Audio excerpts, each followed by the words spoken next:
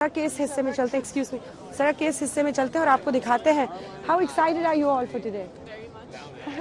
बहुत जोश है लोगों में और कोई छाता लेकर खड़ा है बारिश में। एक बार फिर से ये नज़ारा देखिए और इधर भी अगर आप देखेंगे ट्रम्प समर्थकों का भारी हुजूम इस हिस्से से भी आ रहा है। तो जो जितनी सड़कें हैं वो ऐसा लग रहा है कि आज यहाँ पर इकट्ठा मिलती है। How excited?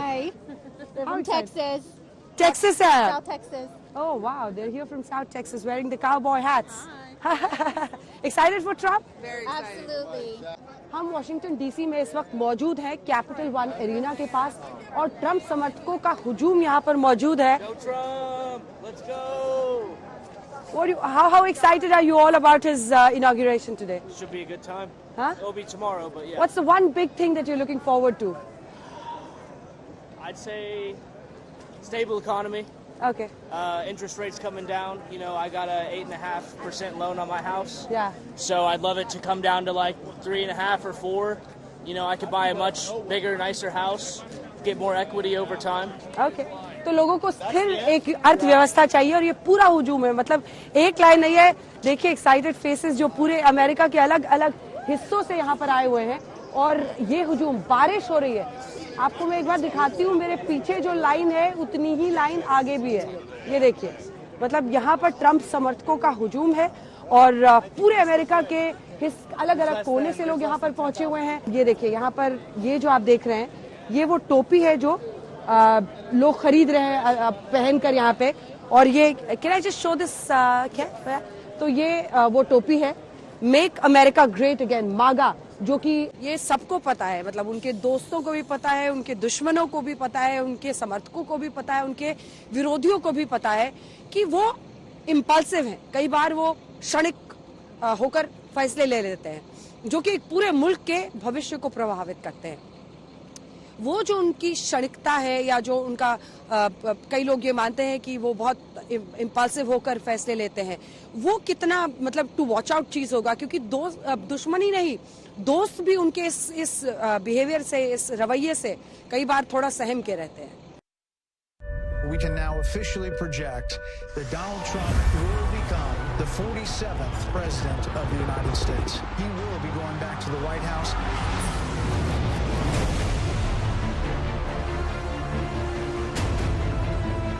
America's future will be bigger, better, bolder, richer, safer, and stronger than it has ever been before. We will make America proud again. We will make America safe again. And we will make America great again. Capitol Hill पर Trump की वापसी का इंतजार America को ही नहीं पूरी दुनिया को है। दूसरी बार आते ही ट्रंप क्या करने जा रहे हैं, इसकी आशंका अमेरिका के अंदर से लेकर बाहर तक है। और सबसे ज्यादा खौफ उन अप्रवासियों में है जिन्हें लेकर ट्रंप सरकार की मंशा बेहद सख्त है। I would build a great wall.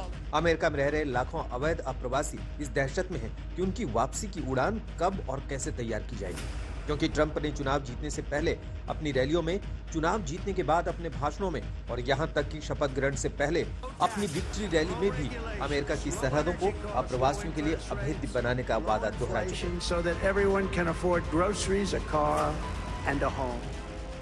On day one of my administration, I will terminate every open border policy of the Biden administration, and we will begin the largest domestic deportation operation in American history, because we have no choice.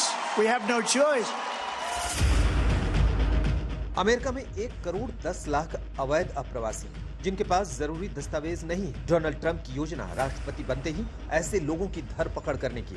मंगलवार से immigration and customs enforcement Chicago जैसे शहरों में छापेमारी शुरू कर सकता है, जहां बड़ी संख्या में प्रवासी रहते हैं। एक इंटरव्यू में ट्रंप कह चुके हैं कि राष्ट्रपति पद के पहले हफ्ते में ही अवैध प्रवासियों को लेकर उड़ानें रवाना हो जाएगी। ट्रंप प्रशासन के रुख से प्रवासियों में डर पैदा हो रहा है। ये मैक्सिको की तस्वीर है, जहां पर उत्तरी मैक्सिको में अप्रवासियों ने छापेमारी से बचने के लिए कैंपों में आग लगा दी।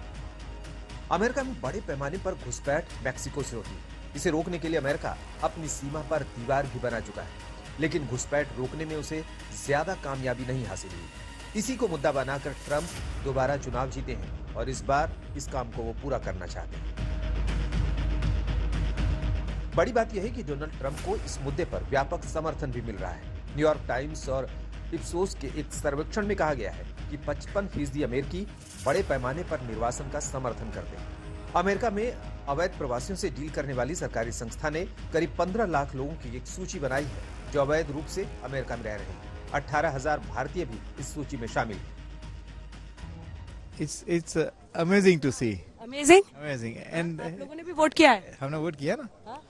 ट्रम्प साहब के लिए? I can't tell you that. But your children, सारे बच्चे आप ही के हैं, सब Yes. फैमिली है। आप लोग एक्साइटेड है इस लम्हे के लिए? I'm interested in. Sorry. It's a very sad moment. It's not exciting to see where. So we have different people in the family talking differently. आप कैसे देख रही हैं? It'll be interesting to see what happens next. तो सबकी नजर इस बात पर है कि क्या आगे होता है, इस पर उनकी नजर है और एक्साइटिंग उन्हें लग रहा है कि आगे क्या होने वाला है। तो सोचिए आप जितने भी अलग अलग मूल के लोग यहाँ पर इस देश में रहते हैं, अपनी जिंदगी चलाते हैं, उन सब के लिए बड़ी बात है। ट्रम्प समर्थकों के लिए make America great again, Trump वाली टोपी पहन कर लोग यहाँ पर पेंसिल्वेनिया एवेन्यू में व्हाइट हाउस के सामने इकट्ठा हो रहे हैं। विक्ट्री परेड होगी और एक बड़ा लम्हा पूरे अमेरिकी इतिहास में नए सिरे से रच रहे हैं डोनाल्ड ट्रम्प। ट्रंप प्रशासन का कहना है कि ये कोई छापेमारी नहीं बल्कि टारगेटेड एनफोर्समेंट ऑपरेशन होंगे। इसका मतलब है कि आईसीई पहले से तय करेगी कि किसकी तलाश में कहां रेड करनी है। ट्रंप ने 2017 में अपने पहले राष्ट्रपति कार्यकाल से पहले बड़े पैमाने पर निर्वासन का वादा किया था। हालांकि उन्होंने अपने कार्यकाल में पूर्ववर्ती राष्ट्रपति बराक ओबामा की तुलना में आधे प्रवासियों को ही अमेरिका से निकाला था। अपने इसी रिकॉर्ड को दुरुस्त करने की ट्रंप की जिद लाखों लोगों के लिए मुसीबत बन गई है। कई अलग अलग लोगों से, चूंकि भारतीय समुदाय के लोगों से भी मैं यहाँ बातचीत कर रही हूँ, तो मैंने उनमें से कई ऐसे लोग हैं जिनसे ये पूछा कि क्या इस तरह के कंसर्न्स आप लोगों के मन में है। तो उनमें से ज्यादातर ये मान रहे थे कि वीजा को लेकर कंसर्न हो या इस तरह की बात हो, ये सब चुनावी थी। उन्हें भी पता है उनके बड़े बड़े जो कंट्रीब्यूटर्स हैं वो भारतीय हैं और वो भारतीयों के खिलाफ यहाँ पर कोई भी बड़ा फैसला लेने वाले नहीं है। लेकिन ये भी एक सच्चाई है कि उनके पिछले कार्यकाल में ये कोशिशें हो रही थी कि कैसे H1B वीजा को किसी तरह से डिस्करेज किया जाए। यानी जो कंपनीज हैं उनको कहा जा रहा था कि आप सामान्य तौर पर माना जाता है कि कम वेज पे, कम पैसे पे लोग उसमें काम करने आ जाते हैं, तो आप वेजेस बराबर कीजिए ताकि कंपनियों को एक डेटरेंस मिले और वो मतलब डिस्करेज करने का, मतलब बहुत ज़्यादा H1B की तरफ कंपनियां ना बढ़े या फिर H1B वीजा जो फीस है उसको बढ़ाने की बात हो रही थी। ऐसे में एक तरफ है वो पोजिशनिंग जो वो लेते भी हैं, ये अमेरिकियों को बताने के लिए कि आपकी नौकरियां हम आपके लिए सुरक्षित रखना चाहते हैं, लेकिन दूसरी तरफ वो सच्चाइयां हैं जो वो जानते हैं कि इस तरह का स्किल्ड लेबर, जो उनको स्किल्ड वर्कफोर्स जो उनको मिलता है इंडिया से, वो यहाँ के विकास में कितना बड़ा योगदान देता है और वो उन कंपनीज के लिए इंडिस्पेंसेबल पोजीशन है।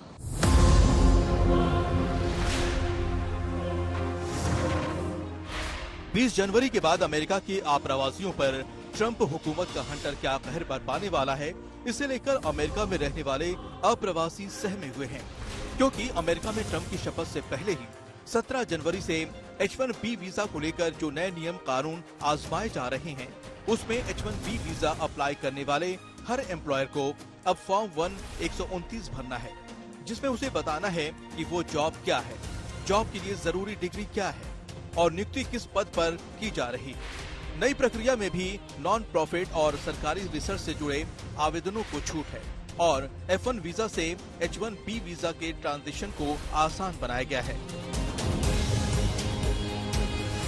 सरकारी अमले की कोशिश है कि पहले से पेंडिंग H1B वीजा एप्लीकेशंस को निपटाने में तेजी लाया जाए। दरअसल ट्रंप की ताजपोशी से फिक्र करीब 1.25 लाख उन भारतीयों में भी है जो अवैध रूप से अमेरिका में रह रहे हैं और सारे कानून विकल्प गंवा चुके हैं। उनकी वापसी को लेकर ट्रंप सरकार क्या कदम उठाती है, ये देखना बाकी है, लेकिन फिलहाल फिक्र H1B वीजा पर भी है, क्योंकि अमेरिकी हुकूमत H1B वीजा के लिए अगर 85,000 का कैप लगाती है तो औसतन 6-7 लाख भारतीय इसके लिए आवेदन करते हैं। अमेरिका में कुल H1B वीजा पाने वालों में 72% भारतीयों की हिस्सेदारी है। जिस H1B वीजा में 3-3 साल के 2 चरण में कुल 6 साल तक अमेरिका में रहकर काम करने की इजाजत मिलती है, उसकी शुरुआत 1990 में की गई थी, जब साइंस, टेक्नोलॉजी, इंजीनियरिंग और मैथमेटिक्स के स्किल गैप को भरने के लिए अमेरिका ने H1B वीजा शुरू किया था। लेकिन ट्रंप प्रशासन को लेकर फिक्र की बात यह है कि पिछली बार 2018 में जब ट्रंप की सरकार आई थी, तब H1B वीजा की स्क्रूटनी में इतनी सख्ती हुई थी कि रिजेक्शन परसेंटेज 24% तक पहुंच गया था। अब नए नियमों को लेकर एक बार फिर इसी तरह के रिजेक्शंस का खतरा H1B वीजा आवेदकों पर मंडरा रहा है।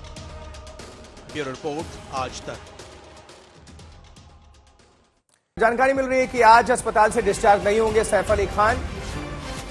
आज अस्पताल से सैफ अली खान डिस्चार्ज नहीं होंगे, ये जानकारी मिल रही है।